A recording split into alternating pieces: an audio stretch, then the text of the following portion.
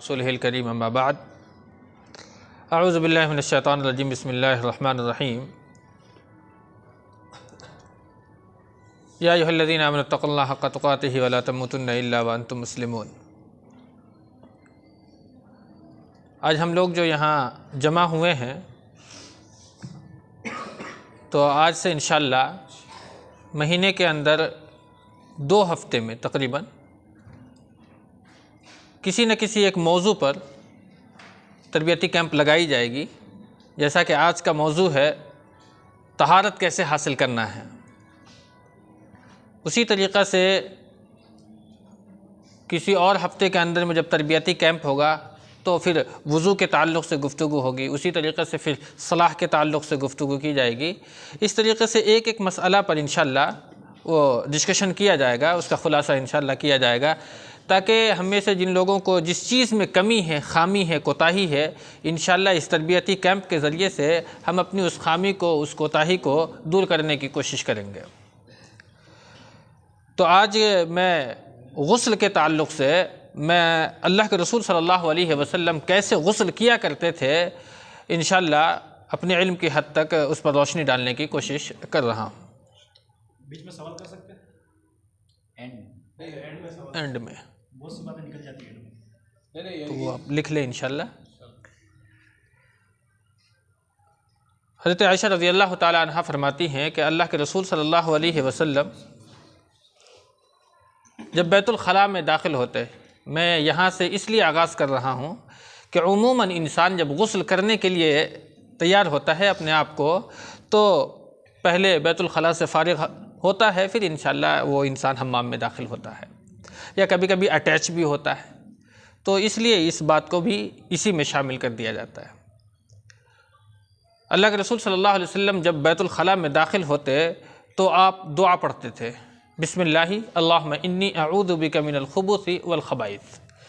یہ دعا ہے، شروع اللہ کے نام سے، اللہم انی اعوذ بک من الخبث، اللہ میں تیری پناہ چاہتا ہوں خبیث جنوں سے اور خبیث جنیوں سے۔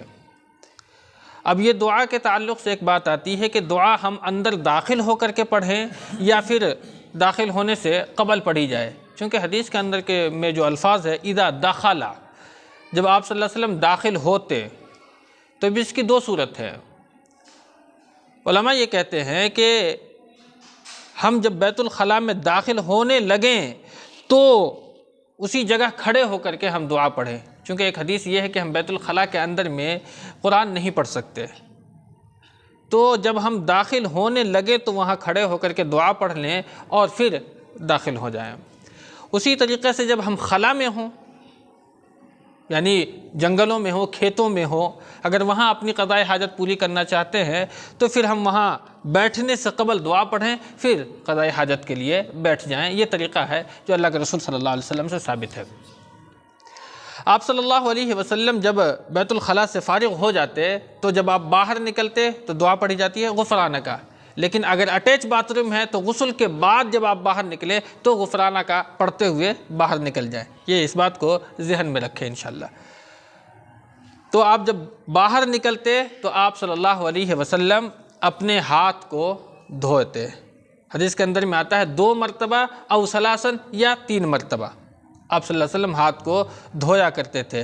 آج انشاءاللہ ترقی یافتہ دور ہے تو صابن کے ذریعے سے یا پھر اور بھی لوشن وغیرہ نکل چکا ہے، اس کے ذریعے سے ہم اسے دھوتے ہیں اپنے ہاتھ کو، لیکن اللہ کے نبی صلی اللہ علیہ وسلم سے جو دعا ثابت ہے وہ یہ ہے کہ آپ اپنی ہتھیلی زمین پر مارتے، زمین پر مارتے یا دیوار پر مارتے تھے، 2 چیزیں ہیں، اس کے ذریعے سے آپ پاکیزی حاصل کرتے تھے۔ اس کے بعد اب غسل کی باری آتی ہے۔ غسل کرنے سے پہلے آپ کو یہ بتلاتا چلوں کہ غسل 2 قسموں کا ہوتا ہے، ایک غسل نظافت ہے اور ایک غسل جنابت ہے۔ ایک انسان عمومی طور پر غسل کرتا ہے، ناپاک نہ ہونے کی صورت میں بھی انسان کیا کرتا ہے؟ غسل کرتا ہے اپنے بدن کو دھونے کے لیے، چونکہ غسل کے معنی ہی دھونے کے آتے ہیں۔ تو غسل نظافت اور غسل جنابت میں معمولی سا فرق ہے۔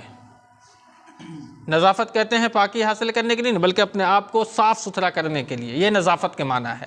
جنابت کے معنی غسل جنابت اسے کہتے ہیں کہ انسان ناپاکی سے پاکی حاصل کرتا ہے۔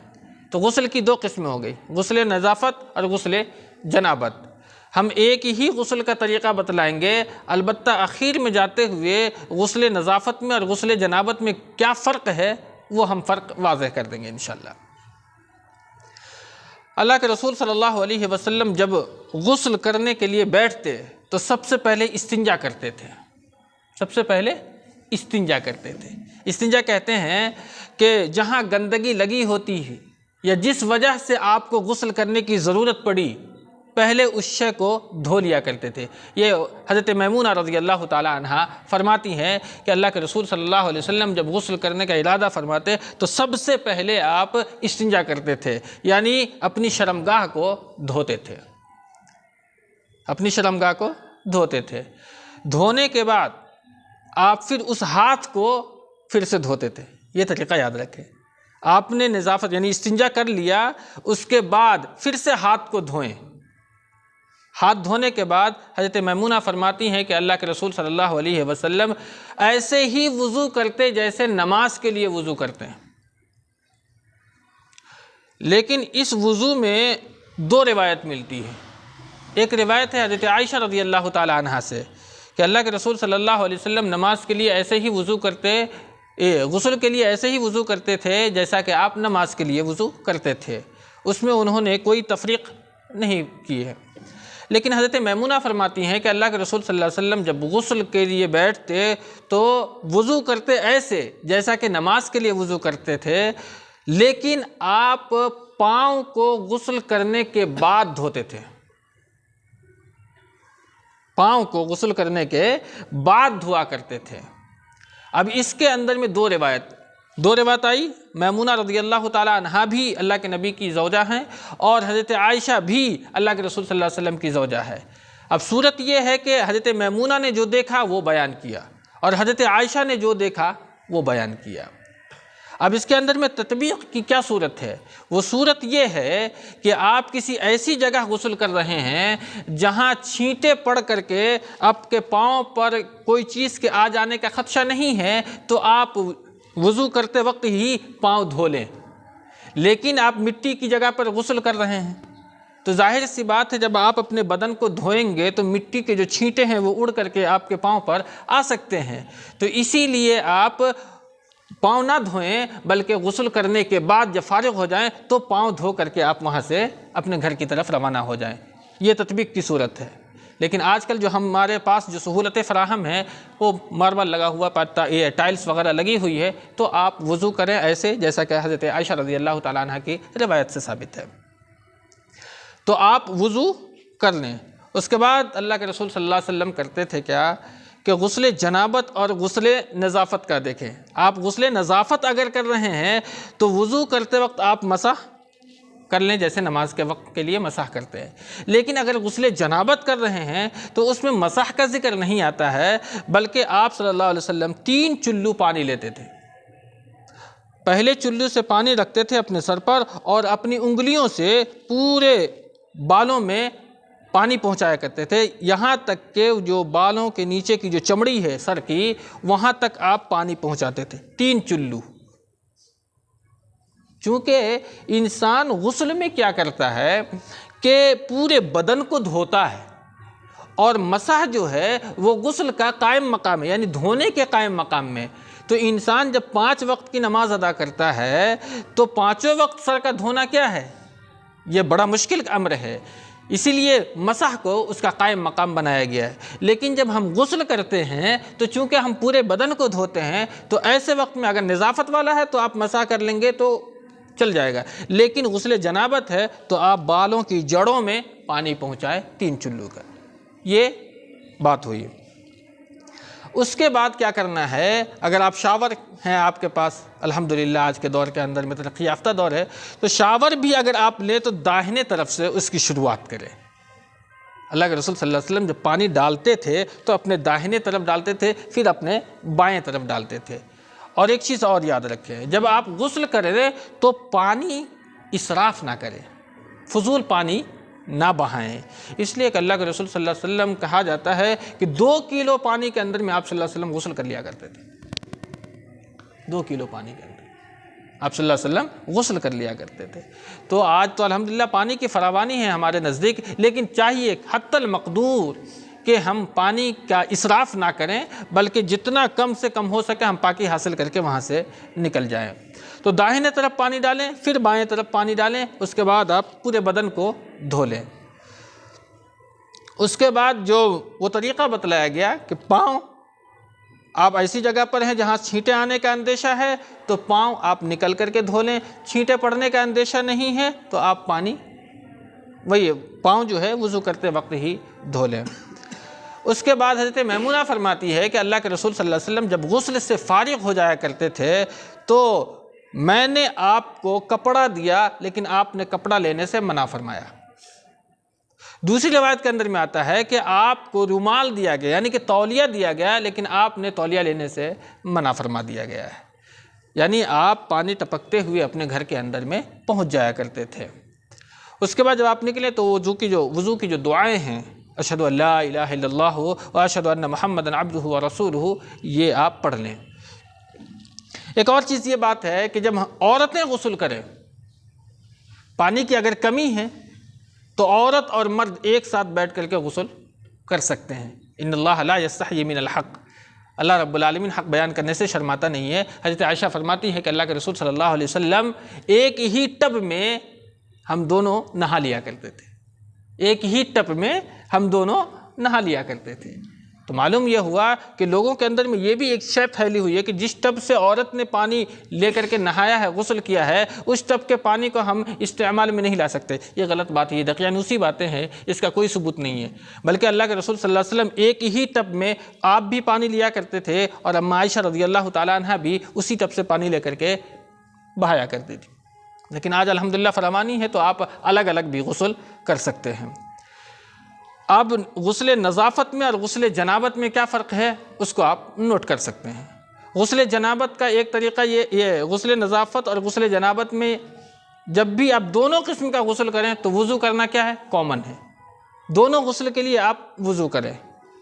لیکن نظافت میں آپ مسح کر لیں تو یہ قائم مقام ہو جاتا ہے، لیکن غسل جنابت اگر آپ کر رہے ہیں تو آپ پانی لے کر کے 3 چلو اپنے بالوں کی جڑوں کو گیلا کریں، بھگوئیں۔ تولیہ کے تعلق سے بات آتی ہے کہ تاول لینا کیسا ہے۔ اللہ کے رسول صلی اللہ علیہ وسلم نے تولیہ استعمال نہیں کیا۔ بیچ کی صورت یہ ہے کہ اگر آپ غسل نظافت کیے ہیں تو آپ تولیہ سے اپنے بدن کو پوچھ لیں، کوئی حرج کی بات نہیں ہے۔ لیکن آپ غسل جنابت کر کے باہر نکلے ہیں تو تولیہ کا استعمال نہ کریں، اس لیے کہ اللہ کے رسول صلی اللہ علیہ وسلم نے تولیہ کا استعمال نہیں کیا۔ اگر کر لیتے تو گناہ نہیں ہے، البتہ جو طریقہ نبوی سے ہے وہ میں نے آپ کے درمیان رکھ دیا ہے، یہ طریقہ نبوی سے ثابت ہے۔ عورت اگر جنوبی ہے تو جنوبی عورت کے لیے کیا بالوں کا گیلا کرنا بالکل ضروری ہے؟ تو کوئی ضروری نہیں ہے۔ آپ 3 چلو پانی لے کر کے آپ نے جو جڑ ہے بالوں کی وہاں تک پہنچا لیں۔ بالوں کا کھولنا عورت کے لیے ضروری نہیں ہے، اگر کھول لیتی ہے تو کوئی بات نہیں ہے، لیکن اگر نہ کھولے تو بھی کوئی حرج کی بات نہیں ہے۔ یہ ہے عمومی طور پر جو غسل کا طریقہ ہے وہ میں نے آپ تک پہنچا دیا ہے۔ اگر اس میں جو بھی شے آپ کو نہیں معلوم یا کوئی چیز پوچھنی ہے تو آپ پوچھ سکتے ہیں۔ جی تھوڑا ہاتھوں سے اشارہ کر کے بتا دو پریکٹیکلی۔ اور غسل جو ٹوٹنے کے جیسا آپ نے بتایا 3 چلو پانی، تو آپ نے بولا جیسا آج کل شاور بھی ہے تو شاور سے سیدھا پانی کو گر دیتا ہے۔ ہاں آپ لے سکتے ہیں لیکن وہ جڑوں میں گیلا کرنا ہی پڑے گا نا آپ کو۔ نہیں مطلب پانی تو چلا جائے گا تو پانی یوں کر سکتے ہیں؟ نہیں یوں کیسے ہاتھ سے لے کے اس کو بھی ڈالنا ہے۔ پانی اچھا شاور، چلا جائے گا نا، پانی تو جائے گا۔ اچھا بس ہاتھوں سے ایک بار کر کے بتا دو ہاتھوں سے۔ اشارہ۔ اور جو غسل ٹوٹنے کے ایک چیز اور اس میں اضافہ کریں، ہم نے غسل کے دوران جو وضو کیا اس وضو سے ہم نماز بھی ادا کر سکتے ہیں، لیکن یاد رہے غسل کرنے یعنی وضو کرنے کے بعد غسل کرنے کی صورت میں جو میرا ہاتھ ہے وہ شرمگاہ کو نہ چھوئے، اس لیے کہ اللہ کے رسول صلی اللہ علیہ وسلم کی حدیث ہے کہ اگر ہمارا ہاتھ وضو کے بعد اگر شرمگاہ کو چھو لیتا ہے تو آپ کا وضو باطل ہو جائے گا، ٹوٹ جائے گا۔ غسل کرنے کے بعد اگر آدمی कि जिसम पे कोई बदल कपड़ा नहीं फिर भी यानी हाथ भी लगता है तो उसका वजू रहेगा कि नहीं रहेगा? अगर बहाना है पूरा बाथरूम में, यानी इंसान अगर नंगा होने की सूरत है उसकी, अगर वज़ू किए हुआ है तो इसके टूटने ना टूटने की कोई ये नहीं है। वुज़ू यानी हदीस के अंदर में जो बातें मौजूद है वो यही है कि अगर आपने वज़ू कर लिया है उस हम्माम के अंदर में और आपका हाथ आपकी शर्मगाह को नहीं छुआ है तो वो वज़ू आपका बाकी रहेगा, उससे आप नमाज अदा कर सकते हैं। और कोई भाई कुछ? औरत की अगर बाल नहीं खोले 3 चुल्लू पानी अगर नहीं पहुंचे सिर के अंदर तो भी उसका हो जाएगा। 3 चुल्लू पानी से कोशिश ये करे कि वो अपने बालों की जड़ों तक पहुंचा दे तो उसका गुस्ल हो जाएगा। समझ रहे हैं आप? बस औक़ात ये होता है कि औरतों के अंदर में ये बीमारी भी होती है तो उस बीमारी से महफूज रहने के लिए भी ये सूरत इख्तियार की जाएगी।